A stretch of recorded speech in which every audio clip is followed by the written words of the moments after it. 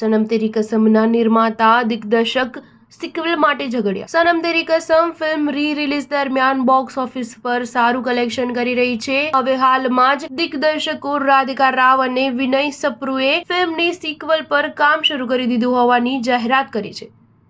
જોકે ફિલ્મના નિર્માતા દીપક મુકુટે આ જાહેરાત સામે વાંધો ઉઠાવ્યો છે કે મૂળ હક મારી પાસે છે, મારી મંજૂરી વિના રાધિકા અને વિનય આ જાહેરાત કરી શકે નહીં।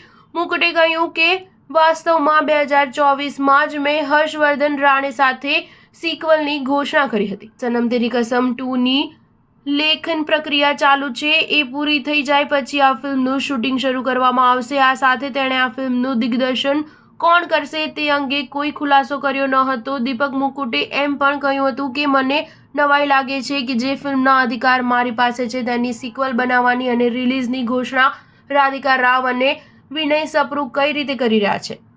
તેમણે આ ફિલ્મ બાબતે મારો સંપર્ક જ કર્યો નથી। સ્ટાર ન્યૂઝ 7 હંમેશા સચ્ચાઈની સાથે।